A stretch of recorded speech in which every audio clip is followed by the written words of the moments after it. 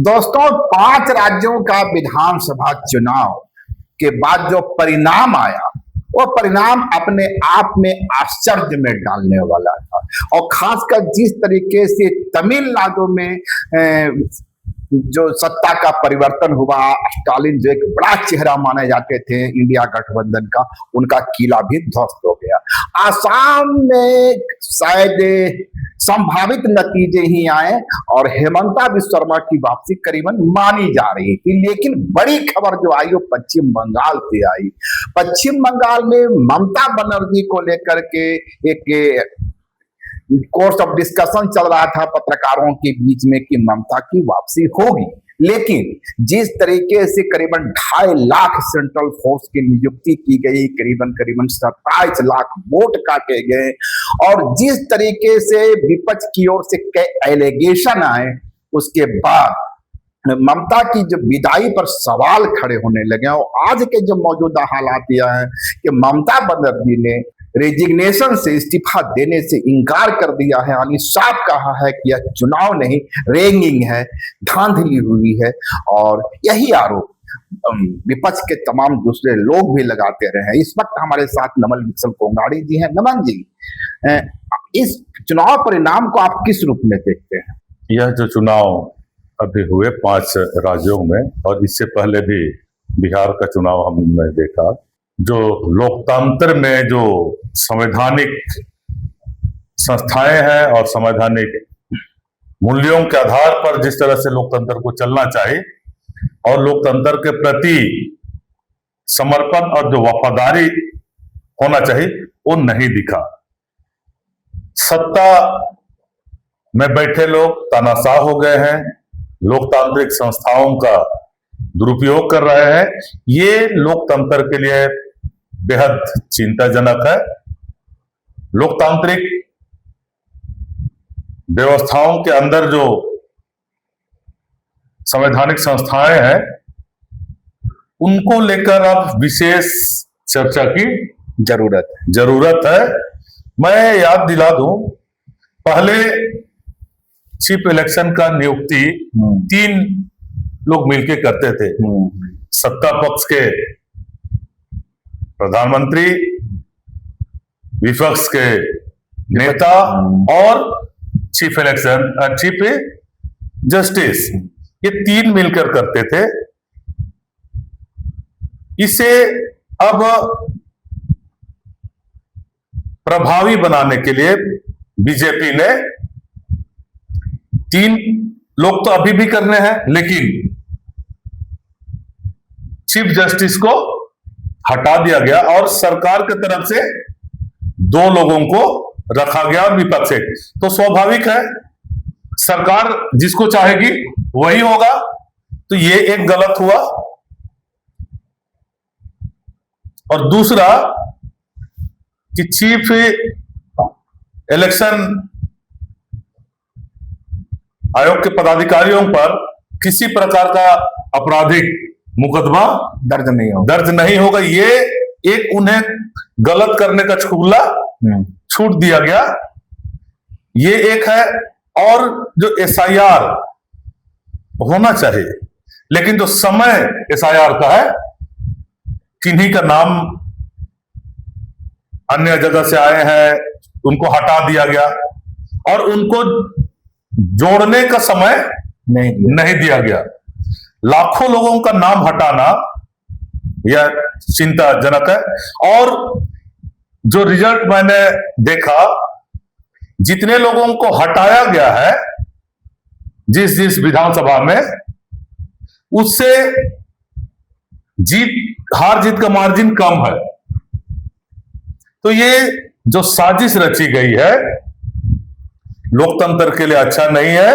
अब voting system को लेकर अब देश में एक आंदोलन होना चाहिए। इस सिस्टम को पारदर्शी बनाना चाहिए, क्योंकि यह सरकार जनता का सरकार है, जनता के लिए है।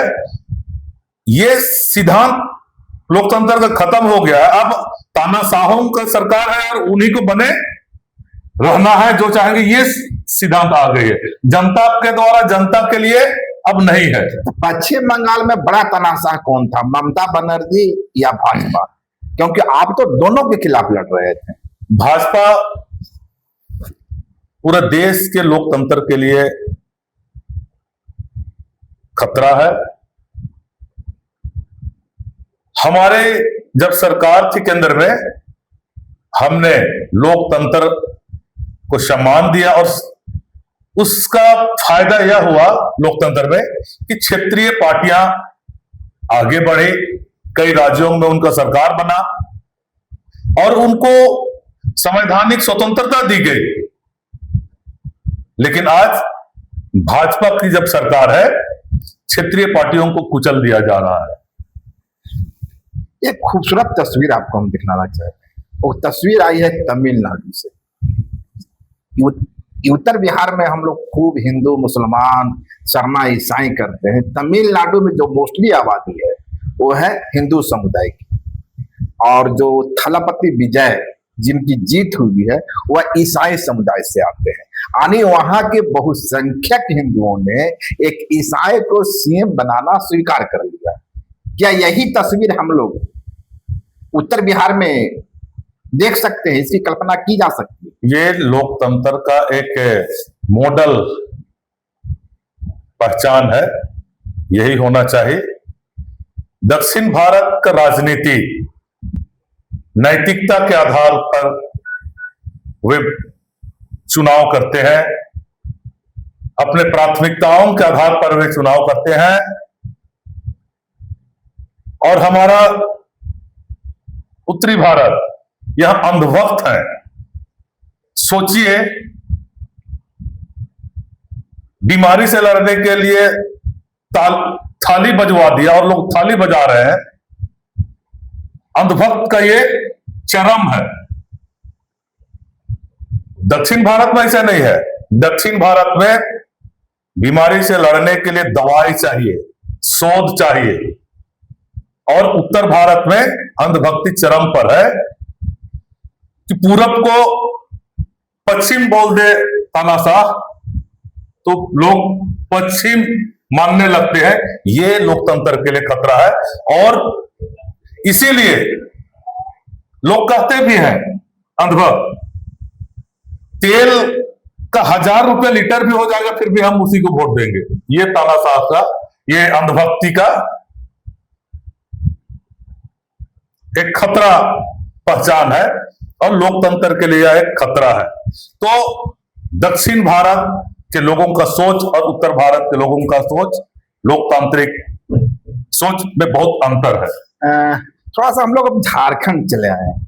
झारखंड में एक पॉलिटिकल कमेटी का गठन होता है कांग्रेस की ओर से, और उसके बाद कोहराम मच जाता है। कोहराम इस मामले में मचता है कि जो अपने फाइनेंस मिनिस्टर है राधा कृष्ण किशोर ताबड़तोड़ पत्र लिख रहे हैं प्रेसिडेंट को, और उसके बाद कई लोग अब सामने आ रहे हैं जो राधा कृष्ण किशोर की नीयत पर ही सवाल खड़ा कर रहे हैं। राधा कृष्ण किशोर का कहना था कि जंबो साइज बनाया गया, 314 लोगों की कमेटी, इतनी तो मैं खुद जो प्रेसिडेंट है योसेफ महतो कमलेश, वे 8x8 के रूम में डाले में बैठते हैं, तो 324 लोगों का स्थान कहां मिलेगा? जो जंबो जेट कहा जा रहा है, मैं इसके पीछे का राज बता दूं। कांग्रेस चाहती है कि हर पदाधिकारी को एकदम निचले स्तर तक हम भेजे प्रदेश से।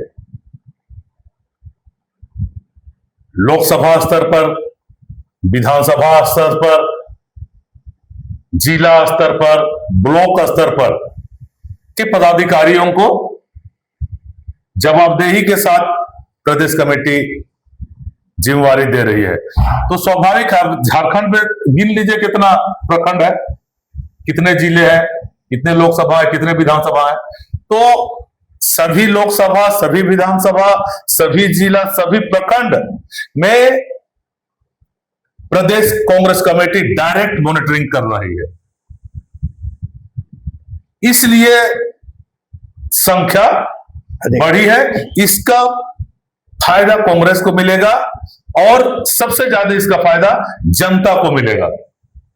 कांग्रेस की नीति, सिद्धांत, उसकी सोच और लोगों की सुरक्षा, उनके शांति, उन्नति की सोच को लोगों तक पहुंचाने में ज्यादा आसानी होगा इस कमेटी से। तो क्या अगर हमारे माननीय मंत्री जी को लगता है कि जंबो जेट है, तो पार्टी ने स्पष्ट कहा, हालांकि मैंने क्या कहा है सुना नहीं हूं, मैं अपने कार्यक्रम में व्यस्त, अपने क्षेत्र में आपके माध्यम से मैं जान रहा हूं। हमारी पार्टी के प्रभारी ने और आलाकमान ने और हमारे प्रदेश नेतृत्व ने स्पष्ट हम सभी माननीयों से और सभी पार्टी पदाधिकारियों से निर्देश किया है कि अगर पार्टी से संबंधित किसी प्रकार के या किसी नेता से संबंधित किसी प्रकार की शिकायत है तो पार्टी फोरम में बातों को रखे, मीडिया में ना जाए। हाँ, कुछ सामाजिक मसले हो, मुद्दे हो, तो व्यक्तिगत तौर पर आप न्यूज में जा सकते हैं अपने विचारों को लेकर। चलिए, तो ये थे हमारे साथ नवन मित्तल कोंगाड़ी जी, जिनका मानना है कि जंबो जेट साइज की जो बात कही जा रही है वह दरअसल समाज के हर एक तबके को रिप्रेजेंटेशन देने की कोशिश है। कांग्रेस की कोशिश है कि समाज का हर तबका उसके संगठन का हिस्सा बने और इसी कोशिश में संगठन को जो 314 की संख्या है वहां तक विस्तार किया गया है। लाइव लगातार के वीडियो को लाइक करें, सब्सक्राइब करें और बेल आइकन को दबाना न भूलें।